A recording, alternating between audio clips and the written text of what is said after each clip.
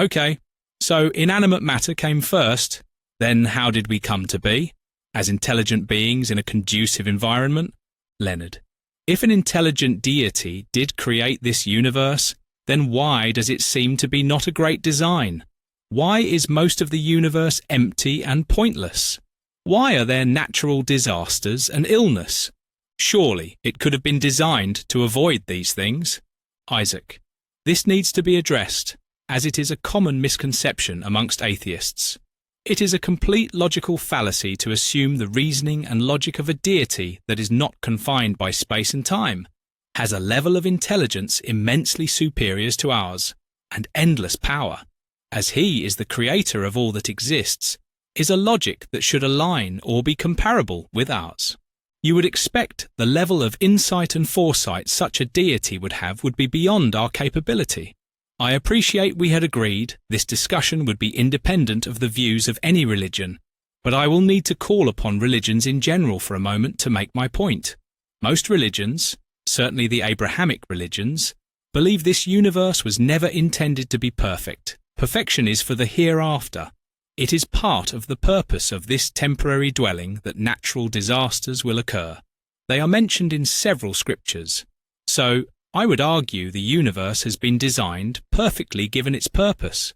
The argument regarding the absence of evidence for extraterrestrial life primarily hinges on our inability to detect radio waves from other planets and the perceived scarcity of water.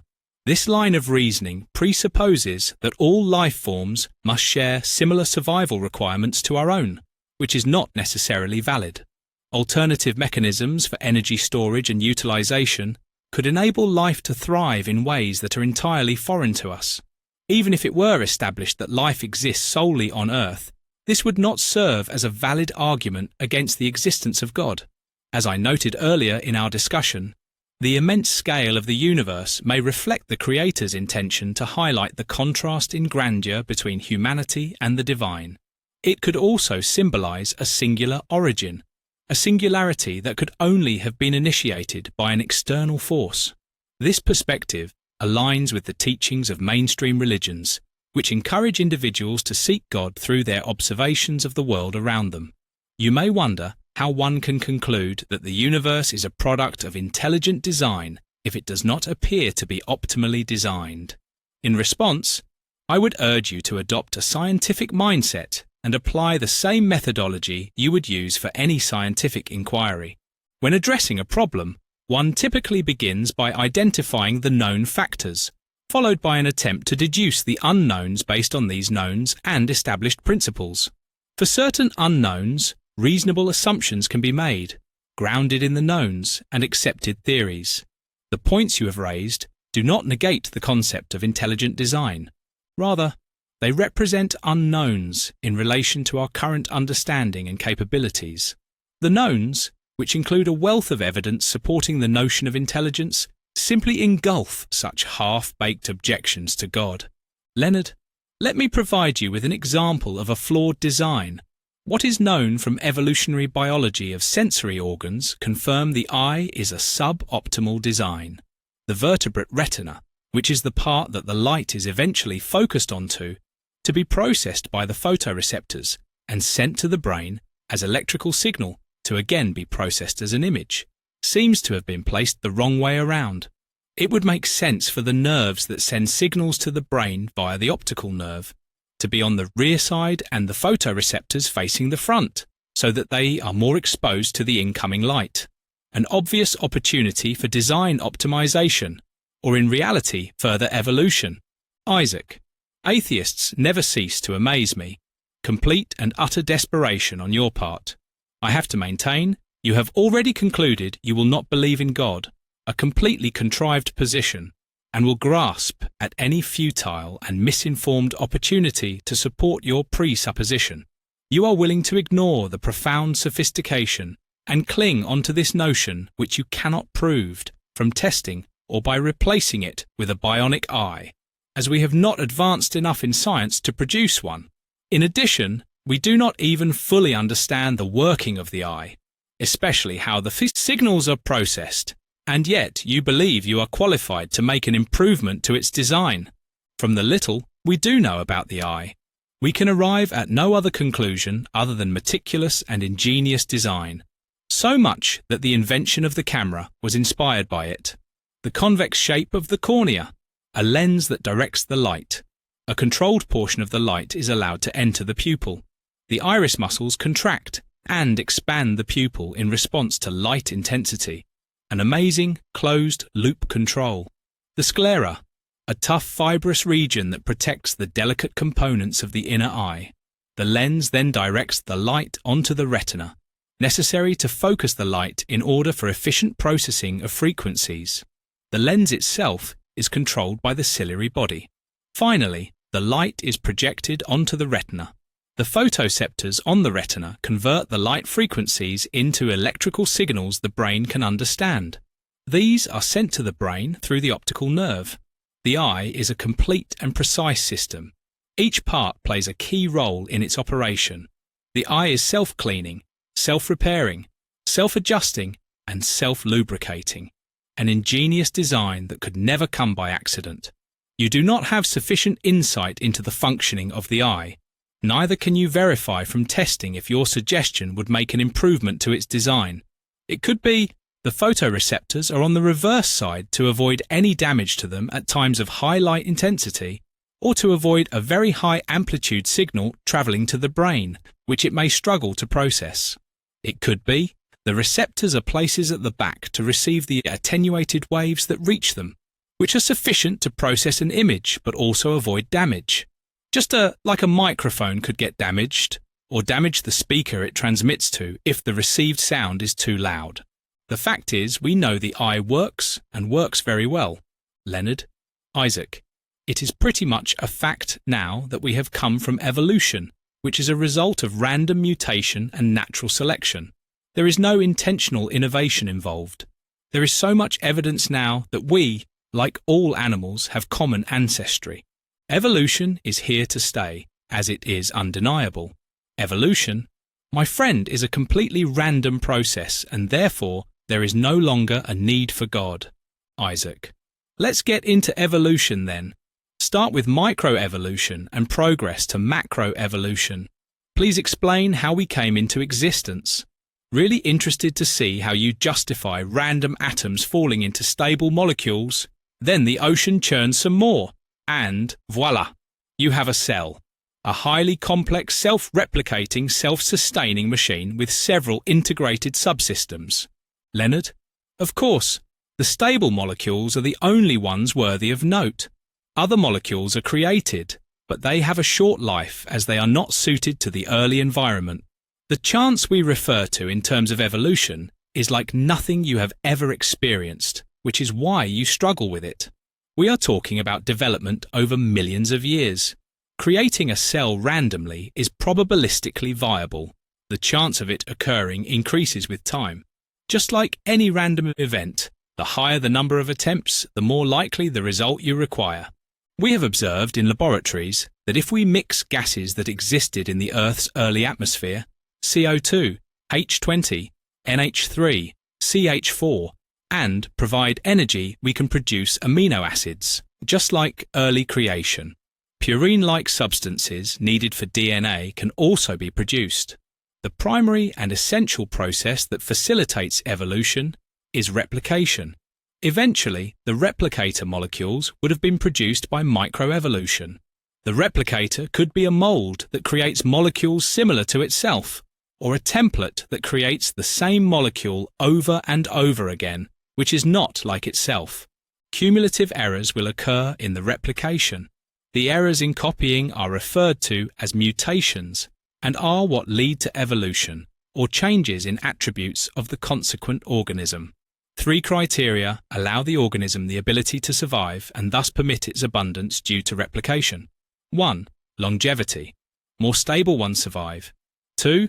Fecundity, speed of replication. 3. Fidelity, accuracy in copying. This is very paradoxical because replicators do not want errors to occur, but they are required for evolution and survival through natural selection. Now this is where Richard Dawkins' explanation of the selfish gene becomes very relevant. As replicators mature, they become more advanced and better in these three categories. Molecules will compete for resources. They may find ways of making rival molecules unstable or reinforce their protective measures. Eventually, replicators had to produce 71 machines to protect themselves. Humans, animals, bacteria, and viruses are the machines, and DNA are the replicators. When we analyze the DNA of all living things, it suggests common ancestry. There are 4 types of nucleotide, building blocks, in DNA that are present for all species. Only the order and arrangement differ. DNA replicates, but also transcribes its data into a messenger molecule of RNA, which then translates the code to synthesize proteins. RNA also acts as a template for DNA copying. Proteins are made of amino acids and are a key building of life. They drive cellular activity, regulate the body, form structural parts of the body, act as membrane carriers. Enzymes are proteins, as are antibodies and many hormones. Mating is crucial amongst species to preserve DNA and mix up genes to facilitate the necessary diversity. We have 46 chromosomes, 23 from each parent. For contradicting instructions, one gene will become recessive and the other dominant. Cells replicate their DNA and then split to form daughter cells. 2 types of cells splitting occur. Mitosis splits normal body cells to help you grow or replace damaged cells. Meiosis is one that occurs in sexual reproduction. It essentially splits the germ cells twice to create gametes, egg and sperm, with half the number of chromosomes. Chromosomes can be broken into genetic units. Large genetic units are more likely to be split than smaller ones. Changes can occur to genetic units through mutation when replicating. 1. Point mutation. Changes to order of units. 2. Inversion. When units detach, rotate, and reattach, sometimes this results in linkages that are more stable and compatible and have more longevity in the test of natural selection. Genes compete with alleles, genes with similar functions, to survive with the most selfish gene prevailing. Genes are also influenced by food, consumption of other animals and plants, as well as the environment. Lethal genes are normally removed from the gene pool as the species does not survive to pass them on. The only ones that survive are the ones that are lethal after reproduction. Reproduction keeps genes constantly shuffling with the most selfish gene surviving. Continuous shuffling and replication are essentially what enables evolution. Survival machines, plants, animals, humans, etc., will compete for resources. They will destabilize or even eat the other if there is a conflict of interest. Survival machines will need to adapt to their surroundings to survive. Selection has favored genes that cooperate with one another.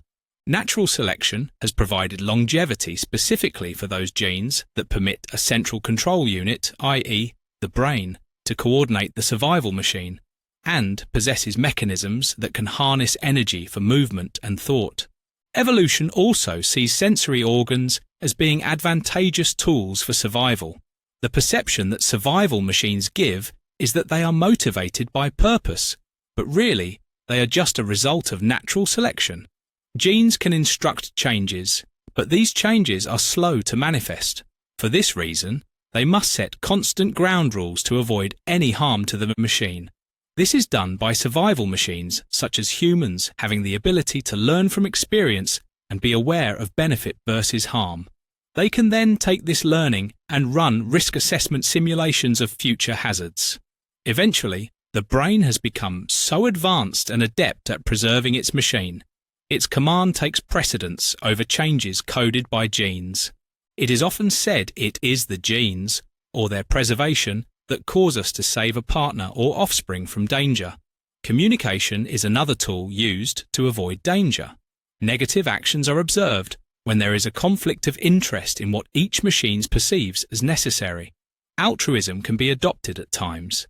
There may be instances when humans make self-sacrifices to preserve their genes, such as risking own life to save their children from a burning building.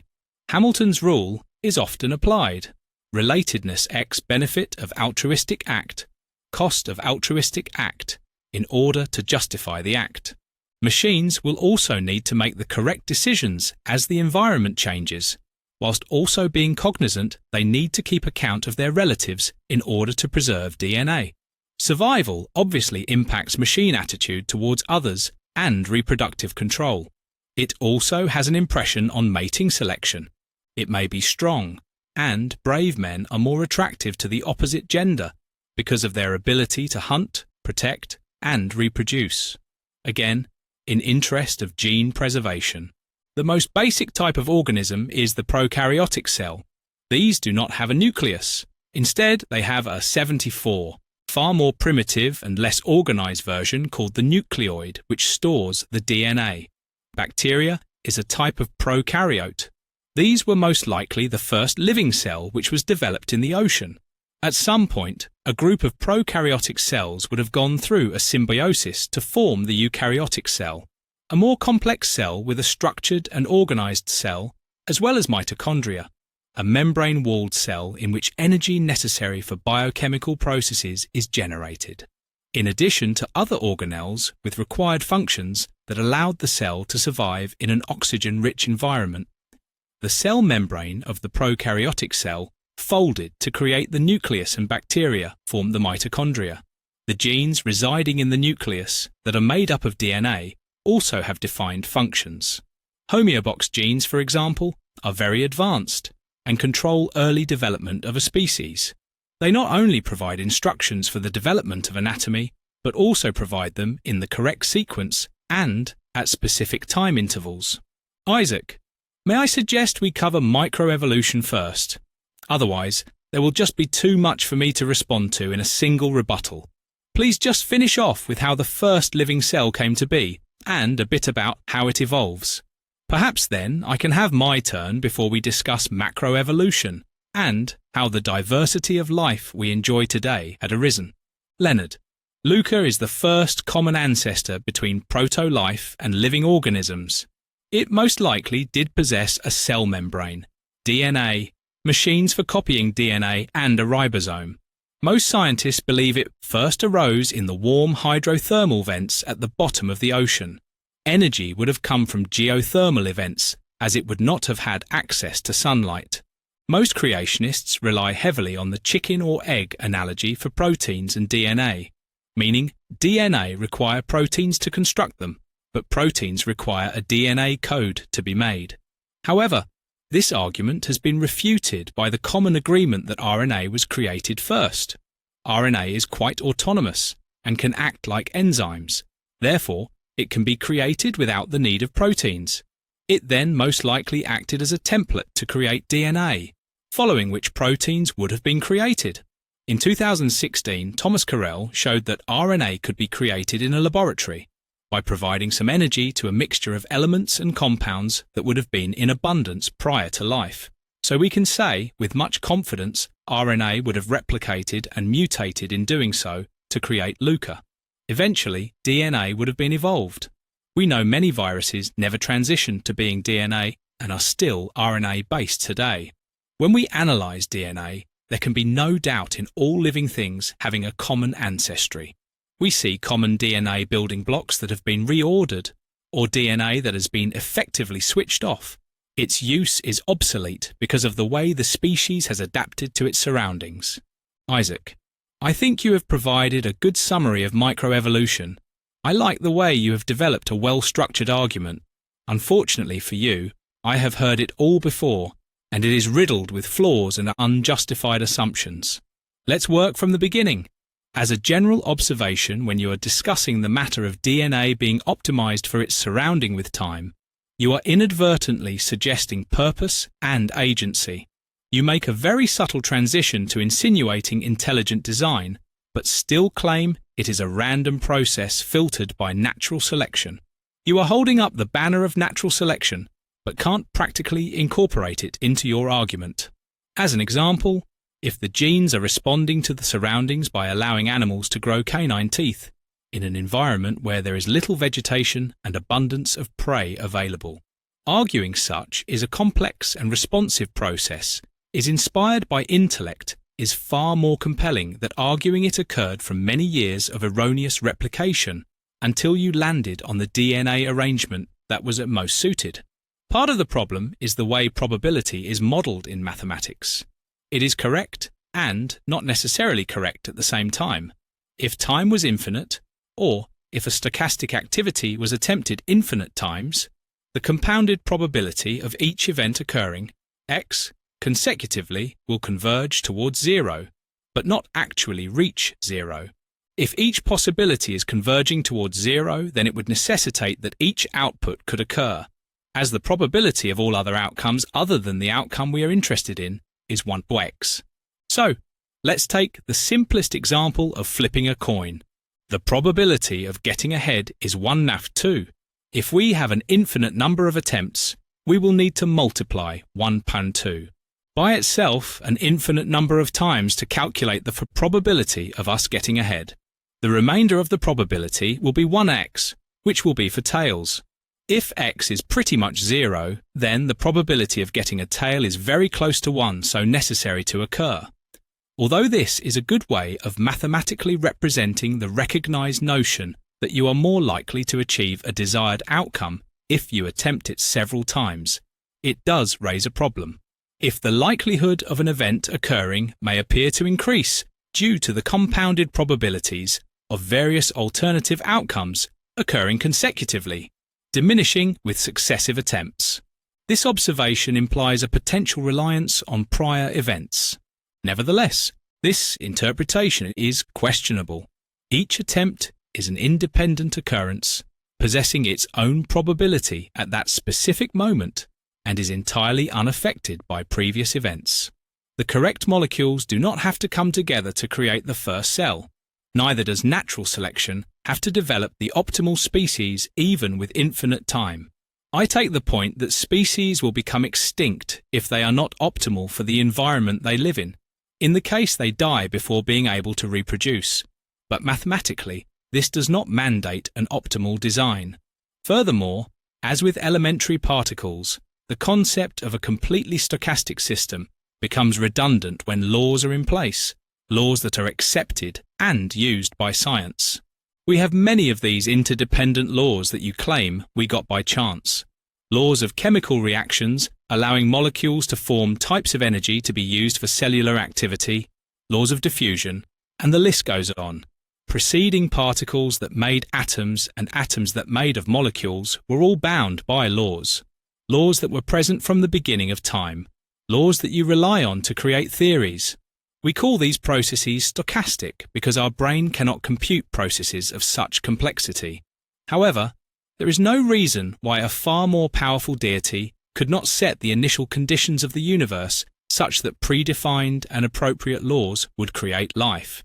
To use the flipping coin analogy, we are not actually measuring a truly stochastic event. What we are actually measuring is the human's inability to repeat an activity in identical fashion. This, in theory, is within the control of the human. It will vary from human to human, will change with age, and is something they could improve at with practice. Okay, yes, it may be possible to create RNA or proteins with the correct gases in a laboratory, gases that would have been present prior to life. Again, laws had to be pre-existing to allow for those reactions and molecular bonds to occur. To me, the fact the correct components were present with the correct amount of energy provides further evidence for fine-tuning. If RNA was the first step to creating the cell, then laws had to be in place for ribose sugars, nitrogenous bases, and phosphate groups to firstly be created, then assemble correctly to make RNA. Laws that allowed mechanisms for RNA replication, creation of first DNA and translation for protein synthesis also had to be in place. There is another problem. Although many people use the second law of thermodynamics to explain why it is illogical for a high state of entropy to evolve into more ordered machines. I don't believe this is correct, as the second law refers to a closed system which is not applicable in this case. I think it is better to use mass transfer. As cells are created, either from replication or parallel synthesis, when in isolation, it is unlikely they would agglomerate to form the beginnings of a machine. An amount of turbulence would be required in the early ocean to achieve cellular evolution, This would inevitably transport cells and make it difficult to stay together. In addition, we know species diffuse from areas of high concentration to low. As replicated cells move individually into the vast ocean, this further reduces the possibility of them colliding. Leonard, I appreciate your objection of how we approximate probability, but all you are saying is the desired event does not have to occur. This does not negate that it could occur, Isaac. But what we are discussing here is not an unlikely event. We are talking about layer upon layer of immense complexity, interdependence, and coherence. We have been discussing disconnected events that have combined in a way that facilitates life. Cycles that conserve components essential for life. You have claimed we have been lucky with our laws, our primordial matter, our stars and planets, molecules that created cells and eventually humans. Gosh, that is a lot of luck. It is implausible. Relatively simple prokaryotic cells evolved into the remarkably complex and ingenious eukaryotic cells from random mutation without being directed. Then comes the Cambrian explosion. In an extremely short period, when considering the time required for cell and microorganisms to evolve, all the multicellular species we observe today suddenly appeared. The equivalent of a few seconds with respect to average human lifespan. A stage that evolutionists have no respectable explanation for.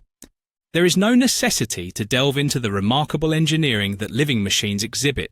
We just need to look at cell division.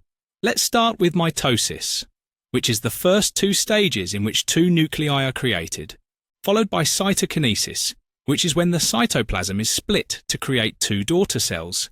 DNA is replicated, proteins doing this check and repair mistakes. This copying takes place before the DNA coils up into chromosomes, which would make it difficult to read. Two lots of chromosomes form, both attached in the middle. Filaments wrap round and pull the chromosomes apart, forming two groups. Then the nuclear membrane divides to create two nuclei. All organelles exist for both daughter cells. The cytoplasmic protein is what triggers the timing and coordinates the cell cycle. When DNA is being replicated, proteins trigger the creation of RNA and proteins.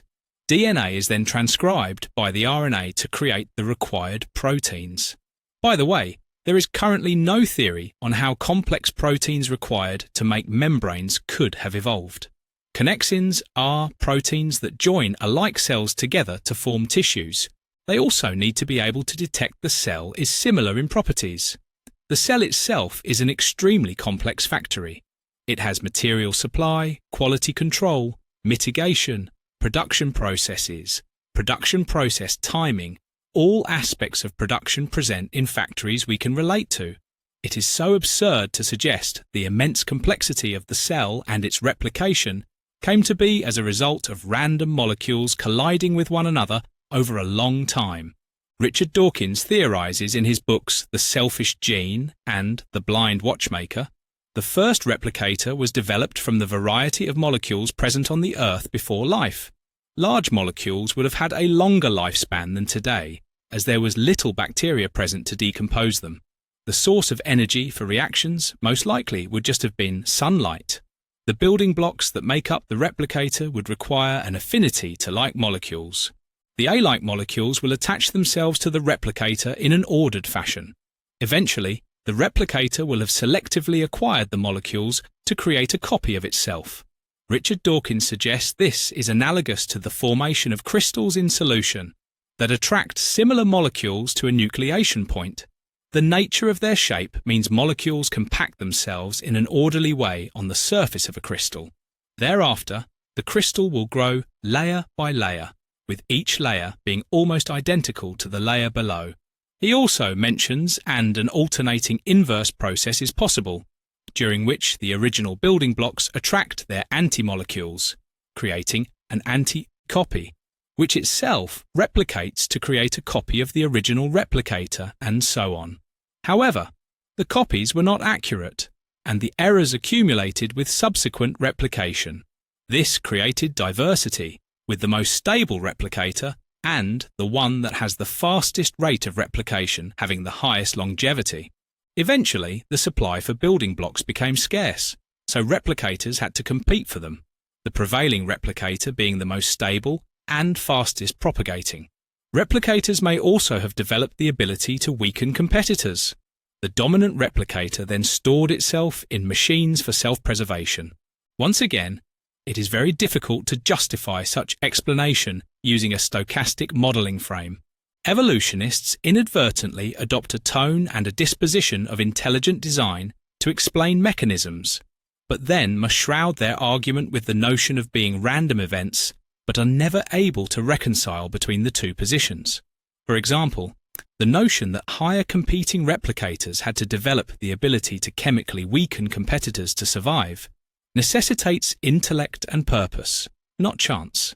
Even when discussing symbiosis you mentioned earlier, the general process involved the cell membrane folding to increase surface area. The internal part then forms the nucleoid. Bacteria enter the cell and form organelles, but only those that can survive as endosymbionts, organisms that live inside a cell. Symbiotic bacteria, bacteria that coexist with other organisms, can be involved in a relationship of mutual benefit with the organism, and depending on the nature of the relationship can evolve into endosymbionts. Please can you point out the stochastic part of this process? It is a precise, complex, orderly, and coordinated event. But I must once again emphasize, you have done nothing to disprove God. You must rely upon symmetrical laws to build your argument. There must be laws in place for reactions to occur, for particles to move in a Brownian mode, and for atomic and molecular interactions to exist, in order for initial building blocks of replicators to attract alike molecules, and for the mind-boggling event of separation between master and slave, replicated cells. This is obviously an ingeniously designed, guided process. Claims such as yours of random gradualism leading to innovation are so absurd that reputable scientists like Dennis Noble have moved away from the central dogma of the genome being causation of innovation and adopted a more plausible theory. In Dennis Noble's book, Dance to the Tune of Life, Biological Relativity, he draws upon the findings of Karl Popper, Barbara McClintock, to argue that cells and organisms can activate necessary changes to their DNA. The germline, reproductive organs, sperm or eggs, does receive communication from the soma, cells from the remainder of the body. Barbara made the revolutionary discovery that there are transposable elements that can modify DNA via RNA or directly. Evolutionists often contend that there is a lot of DNA not being required to create functional proteins, so are essentially dead weight in terms of code residing in the nucleus. Dennis Noble dismissed this premise as they are required to transcribe RNAs, which go on to carry out functions within the organism other than assisting in protein synthesis. Some of the large changes that must have occurred in cells could not have occurred from gradual mutation. Scientists suggest these may have come about by domain accretion, during which several of the required amino acids, or protein domains, came together to form the proteins capable of more drastic genomic changes. Interestingly, this predominantly occurs for proteins necessary in structuring and regulating the genome. A level of guidance, or precognition, is absolutely necessary to combine the exact protein domains required to eventually develop the precise protein required for very sophisticated tasks within the genome. In order to make this selection, it is inconceivable this sophisticated filtering took place accidentally. If DNA and cells comprise of molecules that have combined solely because they have a chemical affinity to certain molecules, they cannot have consciousness. Therefore, they cannot act selfishly. It is not necessary to provide a scientific rationale in order to refute the selfish gene theory. All that is required is to examine the behaviors exhibited by humans and the animal kingdom. We do not act in a selfish way because it is in our nature. We just have needs that need to be fulfilled for survival. In fact, humans are most fulfilled when we act selflessly. Many dedicate their lives to charity and helping others. Philanthropists are held in the highest regard in human society. The altruistic inclination of humans is a direct violation of the selfish gene theory. DNA is copied to an accuracy of 1/10 billion. This is only possible due to the action of specialist enzymes responsible for checking and correcting of copies. Without this precision error detection and mitigation, the cell would not survive. Dennis Noble contends that a substantial collection of DNA samples from a diverse population is necessary to establish any correlation with a specific disease. He asserts that DNA should not be viewed as a definitive code that dictates the characteristics of an organism. In fact, it may not be a code in the traditional sense. It is possible for individuals with identical DNA sequences to experience different health outcomes, where one may develop the disease while the other remains unaffected. Therefore, DNA does not imply causation. The traditional perspective lacks an important aspect, specifically the consideration of how the cell or organism interprets the DNA. Dennis cites the research conducted by McClintock, which revealed that the genome is subject to reorganization in reaction to environmental changes. Subsequent findings indicated that alterations in DNA can be directed from the cell membrane to the nucleus through microfilaments. In a similar vein, James Shapiro identified that bacteria engage in genetic engineering as a response to alterations in their environment. The complexity of this issue is heightened by the fact that numerous changes occurring within the genome are epigenetic, meaning they affect genome activity without altering the DNA sequence. DNA methylation, for instance, uses a methyl chemical group to repress parts of the genome. Quorum sensing is a captivating phenomenon that continues to intrigue researchers. It suggests that microorganisms possess the capability to communicate as a collective using chemical signaling, enabling them to make decisions and act in unison, ultimately leading to the development of specialized roles within the group. This demonstrates intention and order rather than purpose from disorder. The era of passively endorsing a stochastic model of evolution has come to its demise, and the theory itself is considerably lacking in strength. Increasing evidence suggests that the processes involved in cell formation, replication, DNA modification, and the overall behavior of organisms in response to their environments are orchestrated with precision and coherence by sufficiently aware agents. There is minimal randomness involved. Each process relies on intentional agency. Furthermore, Dennis, along with fellow researchers, found calcium ions traverse through the protein channels embedded in the membrane, resulting in a localized concentration just beneath it. This influx of calcium triggers a reaction that generates a signaling molecule. This signaling molecule binds to tubulin proteins, which in turn connect a molecular motor to facilitate its transport, forming a conduit to the nucleus and guiding its path. Consequently, the expression of relevant genes is adjusted to enable the cell to adapt to its external environment. This modification is both specific and essential for survival, identified by the cellular machinery, with the solution being determined by the cell prior to issuing commands to the signaling molecule. To appreciate scale, Dennis mentions if nucleotides were the size of his fist, then the cell surface would be in Scotland. There is no element of chance involved. Rather, it is a demonstration of highly intelligent, sophisticated, and efficient condition monitoring and agile response mechanisms. Leonard. Dennis Noble holds a position that is both acknowledged and esteemed. However, I am not compelled to concur with him.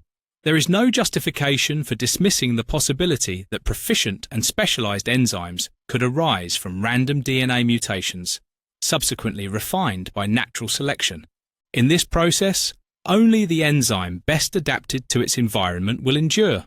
As previously mentioned, your earlier argument implies that an event may not occur or is highly improbable.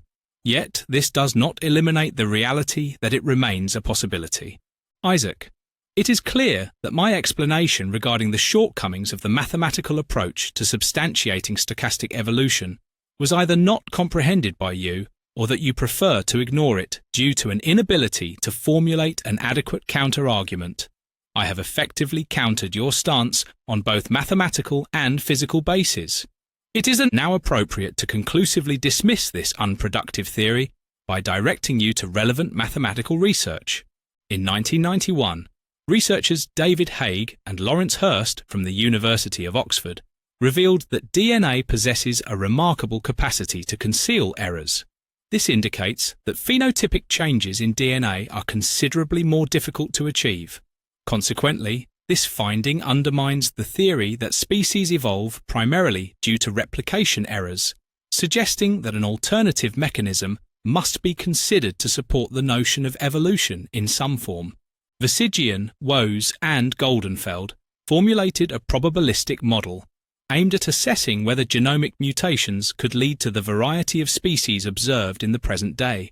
Their research indicated that horizontal gene transfer, HGT, is essential for the development of the genomes we recognize today, facilitating universality and the optimization of DNA sequences. Without the guidance of HGT, DNA sequences would not exhibit the diversity necessary to achieve universality. The three mechanisms of HGT, transformation, conjugation, and transduction, are fundamentally selective and deliberate processes, exhibiting minimal randomness. This evidence supports the conclusion that species cannot emerge from arbitrary processes. Rather, they necessitate intentional agents, coordinated intelligence, and, consequently, an intelligent designer. Leonard, it is very well established that DNA are the codes that define proteins and therefore living things. They are only modified by random mutations, but I agree some nucleotides will have more of an affinity to specific partners. We know from studying DNA over many years that all living species have common ancestry, and the only genes that are passed on are the ones that allow us to survive in the environment at the time. You cannot deny the unquestionable truth of significant commonality in DNA between humans and many other species. Isaac, 60% of the DNA of a banana is similar to humans. Furthermore, 90% of a pig's DNA is similar to us. I am sure you would agree we are not 90% similar to a pig in intellect, physiology, or in any other respect. The DNA is little more than a template code that has to be interpreted by the conscious, or if you like, intelligent machine of the cell. Hillenmeyer et al. Analyzed yeast. They mutated almost all of the genes. They found 80% of the gene knockouts were indifferent to the organism. They had no impact on its metabolism or reproduction. You mentioned humans. Well, it is very difficult to understand how our key functional systems could have been developed incrementally. The nervous system, circulatory system, respiratory system, and digestive tract are all interdependent.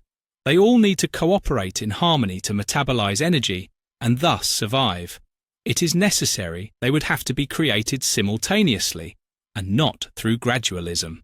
Leonard, a potentially more effective approach for articulating my argument may involve beginning with macroevolution, supported by the extensive and irrefutable fossil evidence available to us, and then tracing back to microevolution. We are able to trace back almost all of our heritage to the earliest organisms. The Animalia were the first multicellular organisms that evolved in the ocean. Then came the Chordata, which were still sea creatures, but had developed a backbone. The Tetrapoda were the alligator or crocodile-like creatures that first crawled out of the ocean. The first milk-producing species were Mammalia. The evolution to primates is when species became more monkey-like. Developing a menstrual cycle, nails, trichromatic vision, the tail begins to disappear. They are also able to sit upright whilst being supported by their feet. The Hominidae phase, also known as the Great Apes, is when species eventually began to develop bipedal capability, although only partially. Finally, you get the genus Homo, which begins with the Homo erectus evolving into us, Homo sapiens, and our cousins, in evolution, the Neanderthals. It is possible Neanderthals and Homo sapiens interbred. It is likely they became extinct as they were driven from Europe and Asia to the edge of the Atlantic by Homo sapiens due to competing interests. We possess a vast collection of fossils that can be dated, analysed, and examined for DNA, thereby providing evidence for each phase of the theory of evolution. Among the most renowned examples are Lucy and Homo habilis. Isaac: I can accept that evolution within the animal kingdom has some credence. We have transitional fossils such as Tiktaalik, an intermediate fossil between fish and amphibians. We can also observe some types of evolution, such as bacteria becoming more resistant to antibiotics, or peppered moths becoming darker during the Industrial Revolution as tree bark became darker due to pollution. However, as explained earlier, these changes were coordinated by sufficiently intelligent and dutiful actors, and not a stochastic chance. Nevertheless, your theory becomes significantly flawed and unconvincing when you attempt to extend it from the realm of animals to that of humans. Leonard: This is part where you attempt to integrate the creationist intrigue surrounding the Adam and Eve narrative with scientific principles and the theory of evolution. Isaac: Not at all. As promised, I am acting as a generic creationist without any inclination to a religion. There is no need for me to do this to prove your theory is flawed, as there are creationists that have reconciled the creation story with evolution by deeming them as allegories, or by accepting evolution played its part by God imparting a special soul into humans. I will refrain from employing that method. Instead, I will deconstruct your principles solely through logical reasoning and empirical evidence. Even if one is to put the discussion of whether evolution can be random aside, the order of alleged human evolution is almost impossible to decipher. You claim humans, or specifically Homo sapiens, upright walkers, first emerged in Africa. We belong to the lineage known as hominins. Though we had non-human predecessors, we are amongst the only surviving species of this lineage, along with chimpanzees, often called pains in terms of taxonomy. We are the only surviving hominins today. We are the only remnant of the archaic human, although fossil evidence indicates that several species within our lineage coexisted with humans at various points in time. The human evolutionary lineage is intricate and difficult to map, with no single, clear ancestor. Instead, there are multiple points of divergence, often described more like a family bush than a simple tree. So please refrain from claiming it is a consistent, ordered and traceable sequence of events. Understanding the order of evolution or why certain species became extinct are mostly just conjecture. Fossil records are not clear. There is another major challenge evolutionists are not able to adequately address. It is claimed the chimpanzee is our closest relative. The gulf between humans and apes or chimpanzees is enormous in terms of appearance, physiology, social interactions, and, most importantly, intellect. If a chimpanzee is able to place letters in alphabetical order, most humans would be extremely impressed. However, as humans, we have comprehensive languages, dynamic and multidimensional relationships, order and structure in this society, as well as the running of countries. We continuously innovate and are capable of the most spectacular technical and scientific advances, and we often produce the most mesmerizing art. Evidently, there is significant disparity between the human potential and that of other species. So, what happened to our ancestors? There are various theories as to why the likes of Homo erectus became extinct. Some suggest they were not able to adapt to colder conditions. This is unlikely to be the case if the only difference was physiology. Homo erectus were far stronger, robust, and had more hair. They could also walk great distances. Their physicality would suggest they were more suited to harsh environments than humans. If it was the climate that was the deciding factor between the two species surviving, it would be the human intellect and their ability to innovate and find solutions to address the weather that allowed them to survive. Others suggest they were not able to compete with humans for resources and may have been driven to lands with a lesser chance of survival. Again, the Homo erectus had a far superior physical advantage. Therefore, it must have been the human intellect that gave them the upper hand. If evolution was a subtle and continuous process, as well as a stochastic one, you should see a variation in the attributes of each given species. Now, if it is continuous and seamless evolution, A given species should have some overlap of survival attributes with the species before and after it, within the variation that defines its boundaries, even if many of the attributes are different. So, to summarize my point, because of this variation and continuity, none of the previous species possessed an intellect close enough to humans to allow them to survive. It seems all too convenient that the survival threshold was precisely at the inception of Homo sapiens. Leonard, you seem to be labouring this point about intellect disparity. What is it you conclude from this? Isaac, exactly what you just said. The disparity between human consciousness and that of animals is significant. There very much is the human domain of intellectual operation and that of the animal kingdom, with nothing in the large scale between.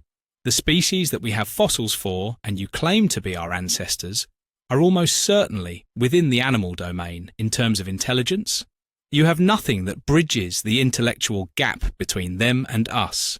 I am fully aware of the tools that have been dated from pre-human era and suggested brain sizes from cranial analysis. I will address that in a moment. But to finish this point, if they were of an intellect in any way comparable to humans, it is unfathomable not a single pre-human species survived despite being part of a subtle and continuously seamless evolutionary process. Leonard, there would have been many able Neanderthals that would have survived and interbred with humans, but their DNA would have been diluted over time because there are comparatively more humans. Isaac, even if we accept they could have interbred, which I don't, because we know a major part of sexual compatibility is intellectual similarity, which could not have been the case. But that aside, what I am questioning here is how they could have been the minority hominin despite being physically superior. I emphasize, it has to be due to the gulf in intellect. Again, given the huge gradient of change and development required to transition between apes and humans, and the many species that would have resulted from subtle mutations, not a single intermediate species survived, despite an overlap in attributes being necessary due to genetic variation. Keywords, Leonard. Continuous and gradual. Nothing was close enough to apes to survive, and nothing was close enough to humans to survive. The cut-off point is precisely at the Homo sapiens boundary. If one of the pre-human species, one that had an appearance different to humans, had a spread of intellect that was close if not overlapping with humans, they would have survived, given the many mutations that would have been required to evolve Homo erectus to Homo sapiens, even by the criteria of physical appearance. Neanderthals are defined as species more genetically related to Homo sapiens, sharing a common ancestor. They were physically much stronger, and their brains appear to be at least the same size. Neanderthal brain size was as large as 1,450 cubic centimetres, which is 100 cubic centimetres larger than the average human. Yet humans were able to outsmart them and drive them to regions eventually causing them to become extinct. They were not able to compete with humans. The other confusion is that if they really were crossbreeding with humans, then they would not have been perceived as competition anyway. They must have maintained their own community in order for the division to be visible. The crossbreeding position also counters the selfish gene theory, as they would be compromising their DNA in such a case. There exists little agreement between cranial size, which indicates the volume of the brain, and the capacity to utilize the brain, the velocity of neuronal signals, and the ability of a species to process information. Brain size does not directly correlate with intellect. This is an undeniable fact, Leonard. There is a significant intellectual divide between humans and all other species, both current and extinct. The evolutionary split between the humans, chimpanzees, and gorillas occurred from an unknown common ancestor. Also, the exact timing remains unclear due to a lack of fossil evidence. Leonard, the earliest hominid fossils were discovered in Tanzania in 1959, with additional finds across East Africa, establishing the region as the cradle of humanity. Australopithecines from Africa are the earliest known bipedal species, with significant discoveries made in Kenya. Fossil collections from East Africa include nearly complete specimens, showing both Australopithecus traits and a mix of human-like and ape-like characteristics. Their cognitive abilities and capacity for understanding evolved through selective learning. The brain development of early hominins began around 4 million years ago, which is evident from their early tool use. Homo habilis, also known as handyman, was the first hominid believed to use tools. However, there is significant variation within this species, leading to debates about whether it should be classified as a true hominid. Admittedly, there's ongoing disagreement about the origins of early hominids. The ability to create tools, process food, and make sense of the environment advanced significantly over time. Indirect evidence of tool-making by Homo erectus, the longest surviving early human species, demonstrates their ability to craft basic yet functional tools. Later hominins, and even some apes, developed more complex tool-making skills. Chimpanzees, for example, can also make tools, such as using twigs they modify by trimming both ends. Species became extinct for various reasons. For example, Homo erectus may not have been intellectually advanced enough to overcome modern challenges. Many likely had genetic limitations that hindered their ability to adapt effectively, which may have contributed to a gap in their cognitive evolution. Obviously, there will have been cases where they could not compete with other species present at the time. Isaac, Leonard, you once again present the narrative of evolution as if it is a thoroughly validated and universally accepted account. Your reference to tools attributed to our supposed ancestral species implies a progression of intelligence. However, it is important to note that many of these tools are significantly damaged, making it challenging to accurately date or assign them to a specific species with certainty. Fossil experts often depend on indirect evidence, such as the hand anatomy of Australopithecus, to infer the types of tools that may have been utilized. The tools discovered are primarily rudimentary stone implements that exhibit considerable wear or crudely fashioned antelope bones. It is difficult to equate such primitive innovations with the complex structures, technologies, and artistic expressions developed by humans. Even chimpanzees can fashion toothbrushes from twigs, yet they do not demonstrate any inclination to advance beyond the basic skills necessary for survival in their limited environments. I reiterate that the stark contrast between human cognitive abilities and developmental potential compared to those of other species challenges the gradualist framework proposed by proponents of evolution. The fossil record exhibits considerable variation and is subject to various interpretations.